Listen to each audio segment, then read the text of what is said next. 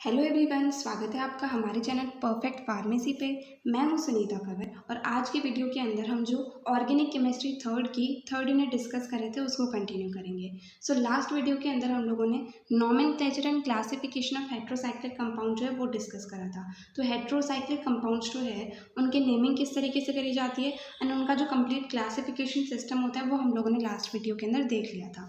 ना आज के वीडियो के अंदर हम लोग डिस्कस करेंगे synthesis, reaction and medicinal uses of pyrrole and it's derivatives. मतलब पायरोल जो है या फिर उसके जो डेरिवेटिव्स है उनका सिंथेसिस किस तरीके से होगा, उसके क्या क्या रिएक्शंस होगी एंड उनके मेडिसिनल यूजेस जो हैं वो क्या क्या होंगे, वो हम आज के वीडियो के अंदर डिस्कस करेंगे। ऐसे इसके बाद में दो कंपाउंड्स और है हमारे पास इस यूनिट के अंदर हेट्रोसाइक्लिक कंपाउंड्स दो और है, एक तो है फ्यूरेन एंड दूसरा आएगा थायोफीन। तो उनके बारे में हम आगे के वीडियोस के अंदर डिस्कस करेंगे। आज के वीडियो के अंदर जो हम कंप्लीट पायरोल के बारे में जो है वो डिस्कस करेंगे। अब जो ये थर्ड यूनिट है इसके नोट्स जो है वेबसाइट पर अवेलेबल नहीं है। 2 से 3 दिन के अंदर जो है ये थर्ड यूनिट के नोट्स वेबसाइट पर अपलोड हो जाएंगे। तो ये चीज़ आपको टेलीग्राम चैनल पर अपडेट कर दी जाएगी एंड जल्दी 1 वीक के अंदर अंदर क्या है जो ऑर्गेनिक केमिस्ट्री थर्ड है इसके कंप्लीट नोट्स जो है वो आपको प्रोवाइड कर दिए जाएंगे। तो इस तरीके से medicinal chemistry and organic chemistry जो है इन दोनों के जो 4th सेमेस्टर के नोट्स है वो कंप्लीट आपको 1 वीक के अंदर मिल जाएंगे। तो चलिए आज का टॉपिक जो हमें डिस्कस करना है वो हम स्टार्ट करते हैं, ठीक है। तो पायरोल जो है इसका दूसरा नाम एजोल भी होता है। ये एक 5 मेंबर्ड हेट्रोसाइक्लिक कंपाउंड होता है। 5 मेंबर्ड होता है, इसके अंदर सिर्फ और सिर्फ एक ही हेट्रो एटम वो भी नाइट्रोजन जो है वो प्रेजेंट होता है, ठीक है। एंड इसका जो मॉलिक्यूलर फॉर्मूला होता है वो होता है C4H5N। इसका स्ट्रक्चर जो है वो कुछ इस तरीके से होता है, एक नाइट्रोजन प्रेजेंट है एंड ये 5 मेंबर्ड रिंग है एंड इसके अंदर क्या है 2 डबल बॉन्ड प्रेजेंट है, ठीक है। तो इस तरीके से जो है पायरोल का कंप्लीट स्ट्रक्चर होता है। नाउ ये जो पायरोल है इसके अंदर 3 पेयर्स ऑफ डीलोकलाइज्ड इलेक्ट्रॉन्स जो है वो प्रेजेंट होते हैं।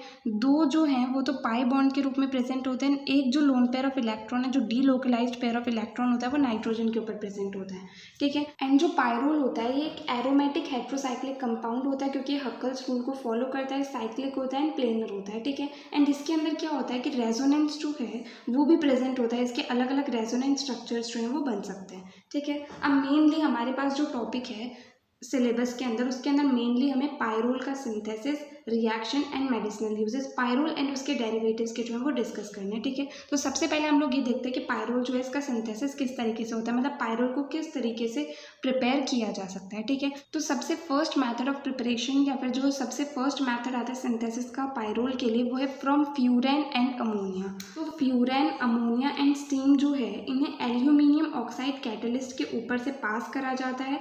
टेम्परेचर यहाँ पर रखते हैं 480 to 490 डिग्री सेल्सियस, ठीक है। उससे क्या होता है पायरोल हमें मिल जाता है।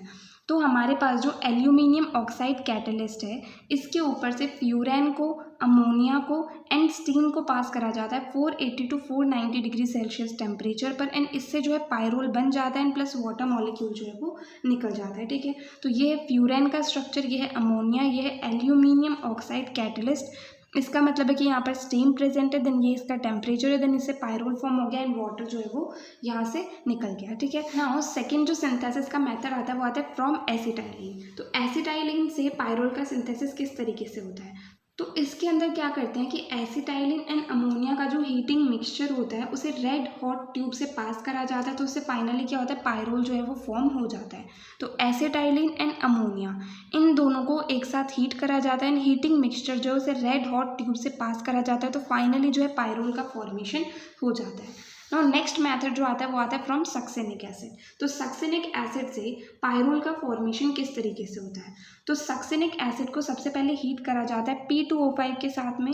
तो इससे क्या होता है एक वाटर मॉलिक्यूल बाहर निकल जाता है एंड डाइकीटोफ्यूरेन का फॉर्मेशन होता है, ठीक है। जब इसको अमोनिया के साथ ट्रीट करा जाता है तो यहाँ से फिर से एक वाटर मॉलिक्यूल रिमूव होता है एंड यहाँ पर डाइकीटोपायरोल का फॉर्मेशन हो जाता है।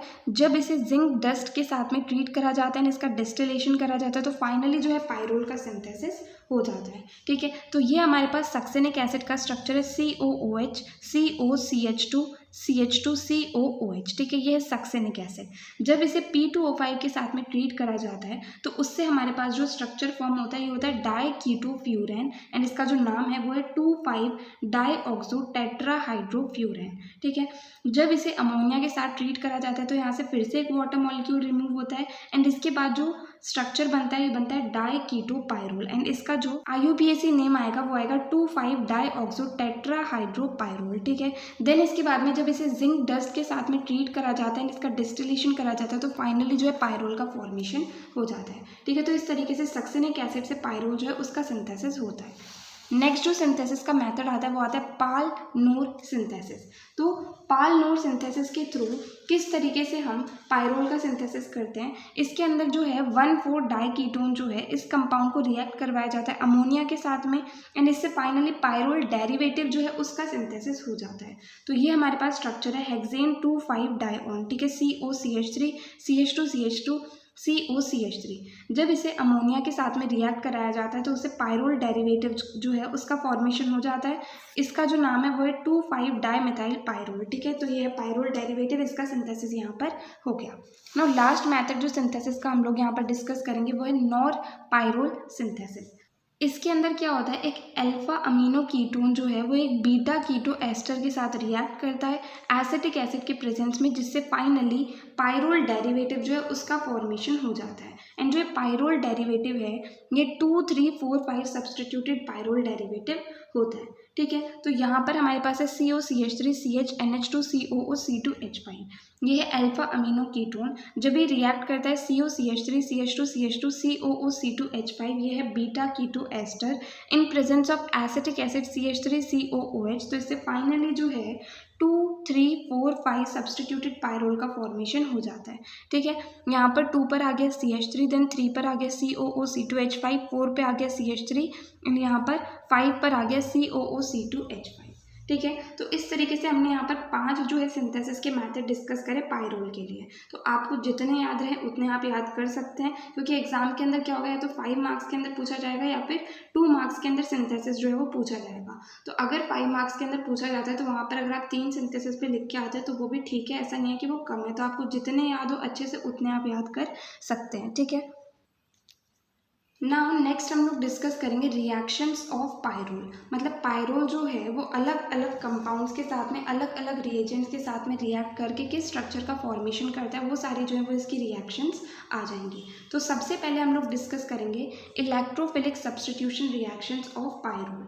तो जब पायरोल की इलेक्ट्रोफिलिक सब्स्टिट्यूशन रिएक्शन होती है तो ये जो है मेनली जो C2 पोजीशन है वहाँ पर होती है एंड C3 पोजीशन पर जो है वो बहुत ही कम होती है। तो मतलब सेकेंड पोजीशन पर जो है सब्स्टिट्यूएंट इसके अंदर ज़्यादातर जुड़ता है। ठीक है, अब ये जो इलेक्ट्रोफिलिक सब्स्टिट्यूशन रिएक्शन क्या होती है कि हम लोग अच्छे से डिटेल के अंदर सेकेंड सेमेस्टर के अंदर डिस्कस कर चुके हैं। तो इसलिए हमें क्या होता है, जब भी जिस भी सेमेस्टर के अंदर जो भी पढ़ाया जाता है उसमें से थोड़ा थोड़ा याद रहना चाहिए, क्योंकि टॉपिक्स जो है वो बार बार हमारे पास रिपीट होते रहते हैं। जैसे अभी रिएक्शंस के अंदर इलेक्ट्रोफिलिक सब्स्टिट्यूशन रिएक्शन हमारे पास हर जगह पर ही आएगी, तो इसलिए हमें ये पता होना चाहिए कि इलेक्ट्रोफिलिक सब्स्टिट्यूशन रिएक्शन क्या होती है। तो इसलिए आप सेकेंड सेमेस्टर में आपने पढ़ा होगा, एक बार ज़रूर इसको देखिएगा। So now electrophilic substitution reaction के अंदर सबसे फर्स्ट हम लोग देखेंगे हेलोजिनेशन एंड उसके अंदर भी क्लोरीनेशन, मतलब क्लोरीन जो है वो ऐड हो रहा है, तो वो चीज़ जो है हम सबसे पहले देखेंगे। तो वो किस तरीके से होता है, पायरोल जो है ये रिएक्ट करता है सल्फ्यूरिल क्लोराइड के साथ में। ठीक है, एंड ये क्या होता है, इन प्रेजेंस ऑफ ईथर होता है, 0 डिग्री सेल्सियस टेम्परेचर पर होता है। तो इससे फाइनली क्या होता है, टेट्राक्लोरोपायरोल जो है इसका सिंथेसिस हो जाता है। तो पायरोल जब सल्फ्यूरिल क्लोराइड के साथ मतलब SO2Cl2 के साथ रिएक्ट करता है ईथर के प्रेजेंस में 0 डिग्री सेल्सियस टेम्परेचर पर, तो इससे फाइनली क्या होता है, टेट्राक्लोरोपायरोल का सिंथेसिस हो जाता है। मतलब इसके अंदर 4 क्लोरीन जो है वो जुड़ जाते हैं। ठीक है, अब इलेक्ट्रोफिलिक सब्स्टिट्यूशन रिएक्शन के अंदर सेकेंड आएगी नाइट्रेशन। नाइट्रेशन हम लोगों ने देखा कि HNO3 की प्रेजेंस में होती है, इससे क्या होता है, NO2 जो है वो जुड़ जाता है। ठीक है, तो यहाँ पर पायरोल का नाइट्रेशन किस तरीके से करेंगे, पायरोल जो है इसे एसिटिक एनहाइड्राइड एंड जो नाइट्रिक एसिड है इसके मिक्सचर के साथ में ट्रीट करेंगे। ठीक है, एंड इससे फाइनली हमारे पास 2-नाइट्रोपायरोल जो है उसका फॉर्मेशन हो जाएगा। तो पायरोल को acetic anhydride CH3COO COCH3 and HNO3 nitric acid के मिक्सचर के साथ में रिएक्ट करवाएंगे। ठीक है, 10 डिग्री सेल्सियस टेम्परेचर पर ये रिएक्शन होगी, इससे फाइनली 2-नाइट्रोपायरोल जो है इसका सिंथेसिस हो जाएगा एंड प्लस CH3COOH जो है ये भी बनेगा। ठीक है, ना नेक्स्ट रिएक्शन जो आएगी वो आएगी सल्फोनेशन। तो सल्फोनेशन के अंदर क्या होता है, इसके अंदर SO3H जो है वो हमारे पास जुड़ जाता है। ठीक है, तो इसका सल्फोनेशन किस तरीके से होगा, तो यहाँ पर हम लोग क्या करेंगे, पायरोल को सल्फर ट्राइऑक्साइड के साथ में ट्रीट करेंगे पायरिडीन की प्रेजेंस में 100 डिग्री सेल्सियस टेम्परेचर पर, ठीक है। तो इससे हमारे पास पायरोल 2 सल्फोनिक एसिड जो है उसका फॉर्मेशन हो जाएगा, ठीक है। नेक्स्ट जो रिएक्शन आएगी वो आएगी फ्रीडल क्राफ्ट एसिटाइलेशन रिएक्शन, ठीक है। इसके अंदर क्या होगा, पायरोल जो है वो एसिटिक एनहाइड्राइड के साथ में रिएक्ट करेगा बोरोन ट्राइफ्लोराइड के प्रेजेंस में, जिससे फाइनली 2 एसिटाइल पायरोल जो है उसका सिंथेसिस हो जाएगा, ठीक है। ये है पायरोल, ये है acetic anhydride CH3COO COCH3 and BF3 के प्रेजेंस में हमारे पास 2 एसिटाइल पायरोल, मतलब 2 पर जो है COCH3 जुड़ गया एंड CH3COOH जो है इसका फॉर्मेशन हो जाएगा। तो इस तरीके से हो जाएगी Friedel craft acetylation reaction. Next आती है राइमर टाइमन रिएक्शन। तो इस रिएक्शन के अंदर क्या होगा, पायरोल जो है उसे क्लोरोफॉर्म के साथ में ट्रीट करेंगे aqueous KOH and aqueous HCl की प्रेजेंस में, जिससे फाइनली पायरोल 2 एल्डिहाइड एंड 3 क्लोरोपायरिडीन का फॉर्मेशन हो जाएगा, ठीक है। तो ये है पायरोल, इसे हम क्लोरोफॉर्म मतलब CHCl3 के साथ में रिएक्ट करेंगे aqueous KOH and aqueous HCl की प्रेजेंस में। तो इससे फाइनली क्या होगा, पायरोल 2 एल्डिहाइड का फॉर्मेशन हो जाएगा एंड यहाँ पर 3 क्लोरोपायरिडीन जो है इसका भी फॉर्मेशन हो जाएगा। तो ये थी सारी electrophilic substitution reactions of pyrrole. Now हम दूसरी रिएक्शंस जो है वो भी पायरोल के डिस्कस करेंगे। तो इलेक्ट्रोफिलिक सब्स्टिट्यूशन रिएक्शन के बाद आती है second reaction, reduction reaction. Reduction के अंदर क्या होगा कि ये रिड्यूस हो जाएगा। तो रिड्यूस किस तरीके से होगा, जब पायरोल को जिंक एंड CH3COOH के साथ में ट्रीट करा जाता है तो उससे क्या होता है, पायरोलीन का फॉर्मेशन हो जाता है, इसमें एक डबल बॉन्ड जो है वो हट गया, ठीक है। देन जब पायरोलीन जो है इसे HI एंड रेड फॉस्फोरस के साथ में ट्रीट करा जाता है तो उससे पायरोलिडीन का फॉर्मेशन हो जाता है, इसके अंदर एक और डबल बॉन्ड जो है वो यहाँ से हट गया, ठीक है। तो रिडक्शन के अंदर क्या होता है, एडिशन ऑफ हाइड्रोजन होता है, ठीक है। तो इसके अंदर क्या हुआ, यहाँ से एक डबल बॉन्ड हटा, मतलब यहाँ पर 2 हाइड्रोजन जो है वो जुड़ गए, अब यहाँ पर एक और डबल बॉन्ड हट गया तो 2 हाइड्रोजन और यहाँ पर जुड़ गए, ठीक है। तो इस तरीके से होगी रिडक्शन रिएक्शन। अब यहाँ तो क्या हुआ कि पायरोल से पायरोलीन बना एंड उससे पायरोलिडीन बना, लेकिन पायरोल से डायरेक्ट भी पायरोलिडीन बन सकता है जब पायरोल को निकल एंड हाइड्रोजन के साथ में रिएक्ट कराया जाता है 473 केल्विन टेम्परेचर पर, तो उससे सीधे ही पायरोलिडीन जो है वो बन जाता है, ठीक है। तो ये थी रिडक्शन रिएक्शन। नेक्स्ट जो है वो आती है कोल्बे-स्किमिडेट रिएक्शन। इस रिएक्शन के अंदर क्या होगा, पायरोल जो है वो कार्बन डाइऑक्साइड CO2 के साथ में रिएक्ट करेगा 120 डिग्री सेल्सियस टेम्परेचर पर एंड 6 एटमॉस्फेरिक प्रेशर पर। देन क्या होगा, इसका हाइड्रोलाइसिस होगा जिससे फाइनली 2 पायरोलिक एसिड जो है उसका फॉर्मेशन हो जाएगा, ठीक है। तो पायरोल कार्बन डाइऑक्साइड के साथ रिएक्ट करा 120 degree Celsius temperature and 6 atmospheric pressure पर, देन इसका हाइड्रोलाइसिस हुआ, देन फाइनली 2 पायरोलिक एसिड जो है इसका फॉर्मेशन हो गया, ठीक है। नेक्स्ट रिएक्शन आती है रिएक्शन विद ग्रिग्नार्ड रिएजेंट। तो जब पायरोल ग्रिग्नार्ड रिएजेंट के साथ में रिएक्ट करता है, मतलब मिथाइल मैग्नीशियम ब्रोमाइड के साथ में रिएक्ट करता है, तो उससे क्या होता है, पायरोल मैग्नीशियम ब्रोमाइड का फॉर्मेशन हो जाता है। तो पायरोल जो है वो Grignard reagent methyl magnesium bromide के साथ रिएक्ट कर रहा है, तो इससे पायरोल मैग्नीशियम ब्रोमाइड जो है उसका फॉर्मेशन हो गया, ठीक है। इस तरीके से ये थी सारी रिएक्शंस जो हमें यहाँ पर डिस्कस करनी थी। अब इनमें से जितनी आपको याद रहे वो आप याद रखें, ज़रूरी नहीं है कि आप बहुत ज़्यादा प्रेशर लें, जितना भी आपसे याद होता है, जितनी तैयारी आप अच्छे से कर सकते हैं एग्जाम की उतनी करनी चाहिए, ज़्यादा ओवर तैयारी नहीं करनी चाहिए, ठीक है। तो जितना आपको याद रहे उतना आप यहाँ पर याद कर सकते हैं। रिएक्शन जो है वो भी 5 मार्क्स या फिर 2 मार्क्स के अंदर आएगी। 2 मार्क्स के अंदर आती है तो आप सिर्फ कोई भी एक रिएक्शन या फिर 2 रिएक्शन लिख सकते हैं, एंड 5 मार्क्स के अंदर आएगी तो आप 3 से 5 रिएक्शंस जो है वो लिख सकते हैं, ठीक है। नाउ अभी तक हमने पायरोल जो है उसका सिंथेसिस किस तरीके से होगा ना उसके रिएक्शंस क्या क्या होंगे वो डिस्कस कर ली। तो लास्ट हमारे पास बचता है कि पायरोल एंड उसके डेरिवेटिव्स जो है उसके यूजेस क्या क्या होते हैं, मेडिसिनल यूजेस क्या क्या होते हैं। तो पायरोल एंड उसके डेरिवेटिव्स जो होते हैं इन्हें यूज़ करा जाता है अलग अलग तरह के कार्डियक डिजीजेस को ट्रीट करने के लिए, मतलब हार्ट से रिलेटेड जो बीमारियां होती हैं उन्हें ठीक करने के लिए। देन कोई भी अगर इन्फेक्शन बैक्टीरिया के द्वारा कॉज हो गया उसे ठीक करने के लिए भी पायरोल एंड उसके डेरिवेटिव्स को यूज़ करा जाता है। देन जो अलग अलग तरह के साइकोटिक डिसऑर्डर्स होते हैं, मतलब ब्रेन से रिलेटेड डिसऑर्डर्स होते हैं, उन्हें ठीक करने के लिए भी पायरोल एंड उसके डेरिवेटिव्स को यूज़ करा जाता है। नाउ हम कुछ पर्टिकुलर पायरोल के डेरिवेटिव्स जो है उनके क्या क्या यूजेस होंगे वो देख लेते हैं। तो फर्स्ट डेरिवेटिव आता है एटोरवेस्टाटिन। इसका क्या यूज़ होता है, इसे मेनली यूज़ करा जाता है लिपिड के जो लेवल बढ़ जाता है उसे कम करने के लिए इसे यूज़ करा जाता है। सेकेंड डेरिवेटिव आता है ओबेटोक्लैक्स। इसे जो है इसे यूज़ करा जाता है ल्यूकीमिया को ट्रीट करने के लिए, लिम्फोमा को ट्रीट करने के लिए, देन मैस्टोसाइटोसिस को ट्रीट करने के लिए, ठीक है। नेक्स्ट डेरिवेटिव आता है ऑन्डेनसेट्रॉन। इसे जो है एंटी इमेटिक के रूप में यूज़ करा जाता है, मतलब वॉमिटिंग किसी को आती है तो उसे रोकने के लिए जो है इस ड्रग को यूज़ करा जाता है। नेक्स्ट आती है प्रोसाइक्लिडिन।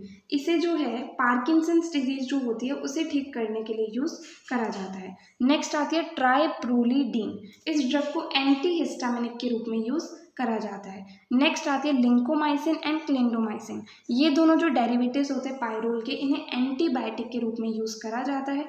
लास्ट डेरिवेटिव आता है इलोपिप्राजोल। इसे जो है साइकोटिक डिसऑर्डर्स को ठीक करने के लिए यूज़ करा जाता है, मतलब इसे एंटी साइकोटिक एजेंट के रूप में यूज़ किया जाता है। ठीक है, तो यहाँ पर हमें आज जो टॉपिक डिस्कस करना था वो कंप्लीट होता है। पायरोल के बारे में जो कंप्लीट हमें पढ़ना था वो हमने आज पढ़ लिया। अब इसके बाद में फ्यूरेन के बारे में हम लोग को पढ़ना है, थायोफिन के बारे में पढ़ना है, एंड इनके क्या है रिएक्टिविटी एंड एरोमेटिसिटी को कंपेयर करना है। तो ये सारे टॉपिक्स हम आगे डिस्कस करेंगे। निसोनेट के नोट्स जो हैं वो भी आपको जल्दी से जल्दी प्रोवाइड करवा दिए जाएंगे।